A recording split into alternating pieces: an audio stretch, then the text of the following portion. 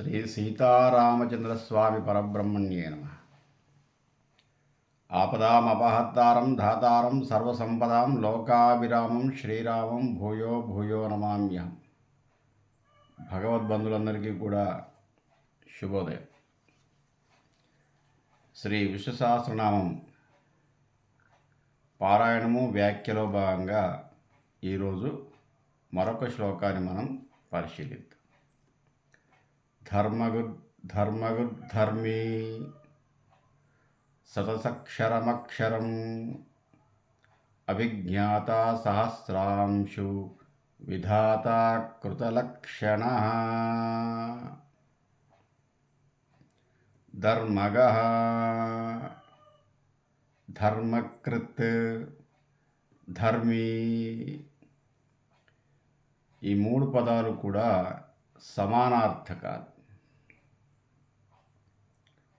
సహజంగా మానవుడి యొక్క సహజ లక్షణం ఏమిటంటే ధర్మంగా జీవించటం. ధర్మంగా జీవించాలి అని చెప్పేసి మనకు కొన్ని లక్షణాలను ఆపాదింపబడ్డాయి. అవి మనకు వేదం ద్వారా తెలియజేయటం జరిగింది. భగవానుడు తను వేదం ద్వారా ధర్మ మార్గంలో జీవించటానికి కావలసినటువంటి విషయాలను, మార్గాలను, లక్షణాలను చెప్పాడు. అందుకే ప్రతి మానవుడి యొక్క లక్ష్యం ఏమిటి అంటే, ఈ జీవితానికి లక్ష్యం ఏమిటంటే ధర్మార్థ కామ మోక్షాలు. వీటి చతుర్విధ పురుషార్థాలు అని చెప్పేసి అన్నారు. ధర్మార్థ కామ మోక్షాలనే చతుర్విధ పురుషార్థాలు. ఈ చతుర్విధ పురుషార్థాలు ఈ నాలుగు కూడా నియమానుసారంగా సాధించినటువంటి కాలము కృతయుగం. త్రేతాయుగంలో 3 సాధింపబడ్డాయి, ద్వాపర యుగంలో 2 సాధింపబడ్డాయి, కలియుగంలో కేవలము ఒకదాన్ని మాత్రమే సాధిస్తున్నారు. అదేమిటంటే కామం. మిగతా 3 వదిలేశారు. ధర్మము, అర్థము, మోక్షము, ఈ 3 వదిలేశారు. కామాన్ని మాత్రమే అవలంబిస్తున్నారు. ఏమిటి కామము అంటే విపరీతమైన కోరిక. జీవించాలి అనే కోరిక, సుఖపడాలి అనే కోరిక, ఏవో పొందాలి అనే కోరిక,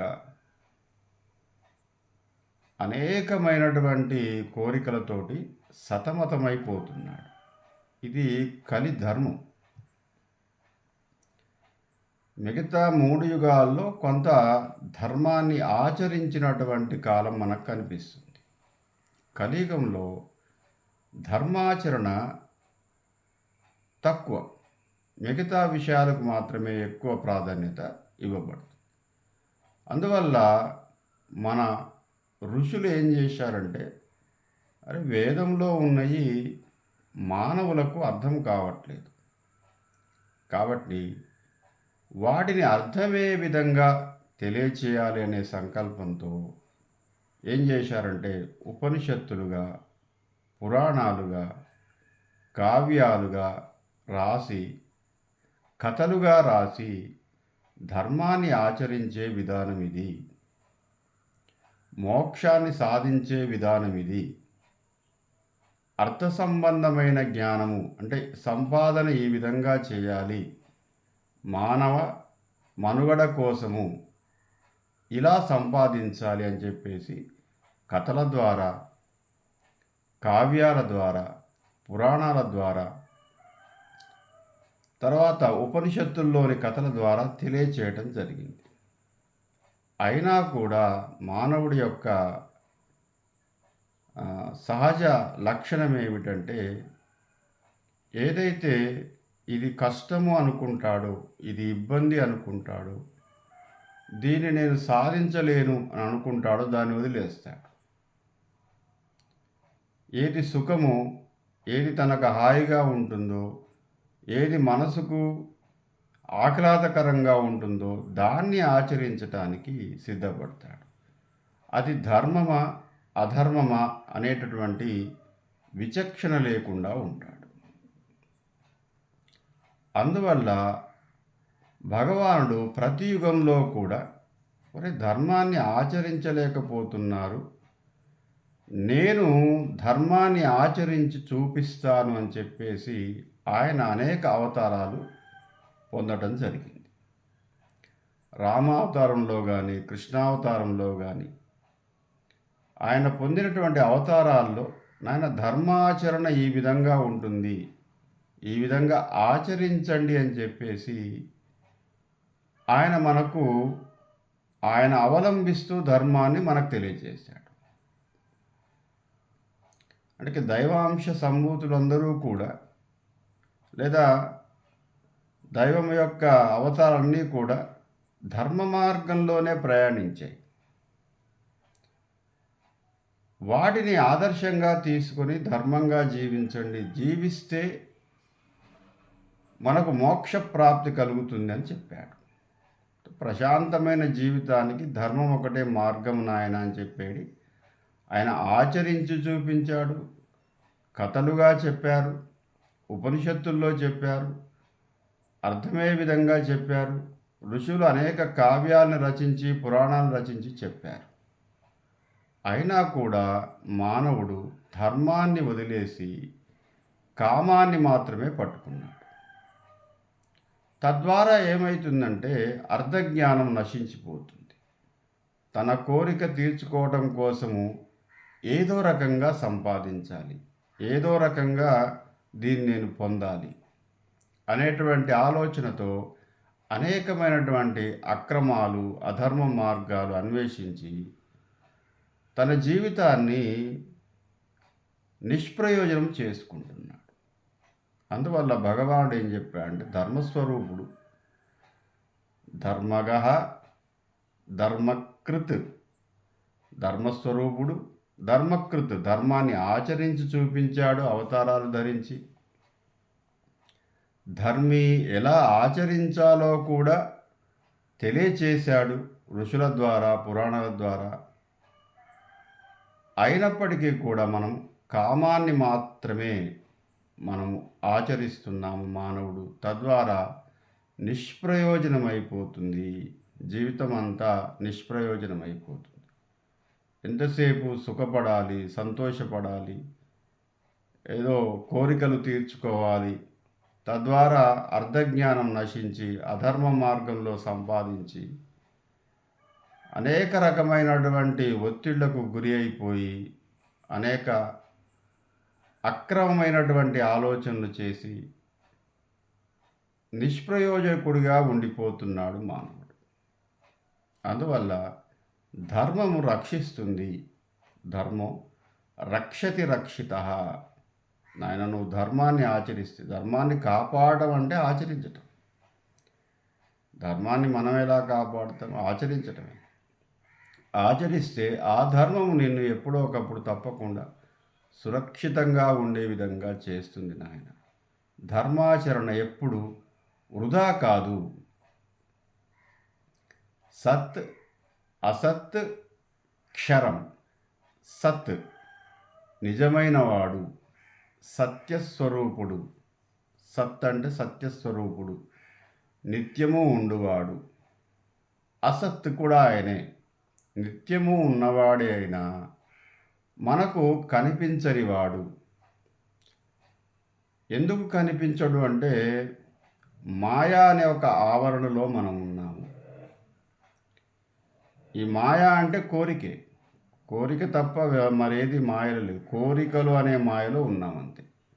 తద్వారా ఈ భవబంధాలు, భార్య పిల్లలు, సంసారము, బ్రతకాలనేటువంటి కోరిక, సుఖపడాలనే కోరిక, ఇదంతా కూడా భవబంధాలు. ఇదే మాయ.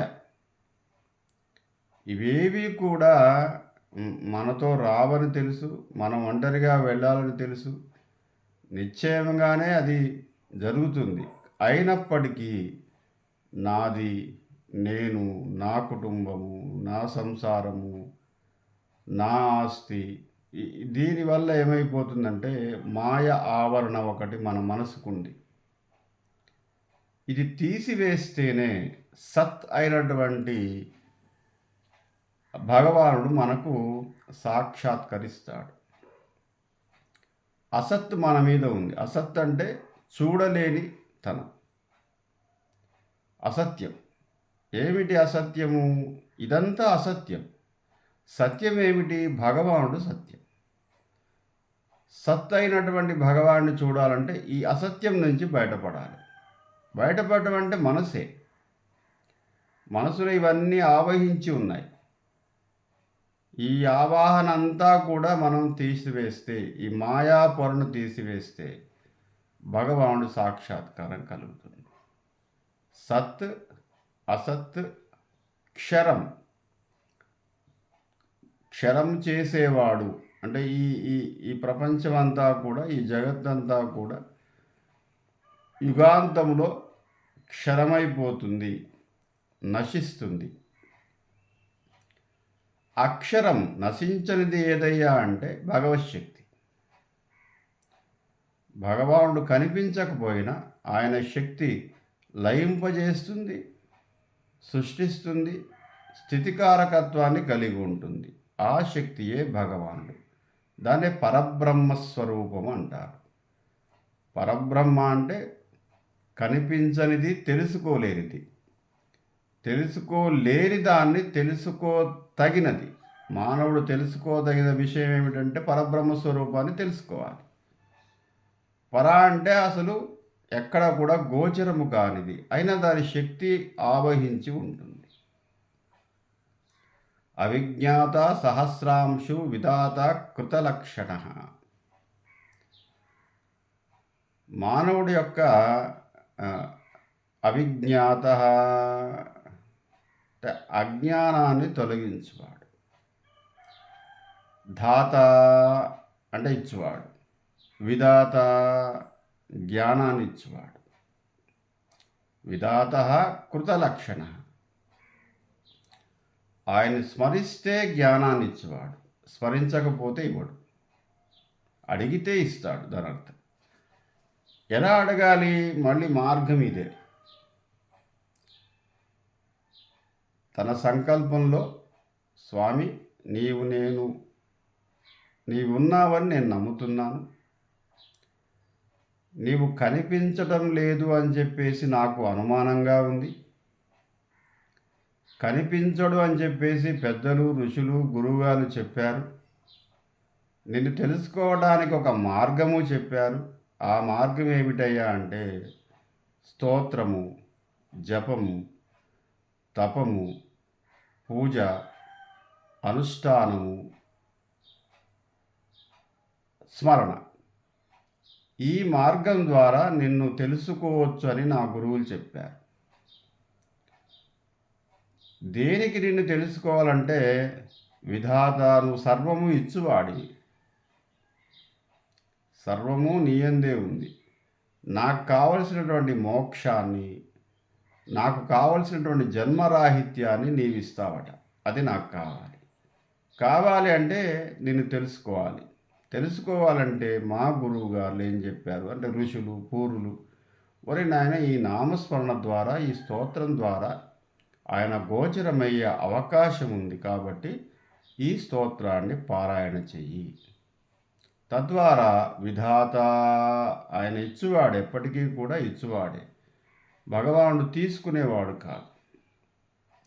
మనం భగవానుడికి కానుకలు ఎందుకు ఇస్తామంటే మన సంతృప్తి కోసం. ఆయన ఏ కానుకని అడగడు. నాకు ఈ కొబ్బరికాయ కొట్టండి నాయన, నాకు ఈ ప్రసాదం పెట్టండి, లేకపోతే నా హుండీలో ఇన్ని డబ్బులు వేయండి. ఆయన ఇచ్చువాడే. ఆయన వస్తూనే ఆయనకి ఇవ్వటం ఏమిటి? సృష్టించిందంతా ఆయనే కదా. మనమే ఆయనలో ఒక భాగం కదా. మనం ఏమి ఇవ్వగలుగుతాం? కానీ మన సంతృప్తి ఏమిటంటే స్వామి నా దగ్గర ఇది ఉంది అంతే, ఇది తీసుకొని నాకు కావాల్సింది. అది మనం ఏంటంటే కృతజ్ఞతాభావం. అది కూడా తప్పేమి కాదు, ఒక కృతజ్ఞత. నువ్వు గొప్పవాడు, నేను నీకేమీ ఇచ్చుకోలేను, కానీ నా శక్తి ఇది. ఈ కానుక తీసుకో, లేదా ఈ కొబ్బరికాయ తీసుకో, లేకపోతే ఈ వస్తువు తీసుకో, ఈ వస్త్రం తీసుకో, పుష్పం, పత్రం, ఫలం, తోయం అన్నారు కదా. ఏదో నా శక్తి అనుసారంగా నీకు ఇస్తున్నాను నాయన, నాకు కావాల్సింది మాత్రం స్వామి నాకు ఇవ్వు. అయినప్పటికీ ఆయన స్తోత్ర ప్రియుడు, స్మరణ ప్రియుడు, జపప్రియుడు. కాబట్టి జపం ద్వారా, స్తోత్రం ద్వారా మనం ఏదైతే చేస్తామో, అనుష్ఠానం చేస్తామో, తప్పకుండా ఆయన యొక్క అనుగ్రహం కలుగుతుంది. అవిజ్ఞాత సహస్రాంశు విధాత కృతలక్షణ. సర్వజీవులకు కావలసినటువంటి ఇచ్చువాడు. విధాత అంటే ఇచ్చువాడు. సర్వజీవులకు కావలసినటువంటి లక్షణాలను ఆయనే ఇచ్చాడు. స్థిరంగా జీవించడానికి కావలసినటువంటి మార్గాలని, పరిస్థితిని కూడా ఆయనే కల్పించాడు. స్వస్తి.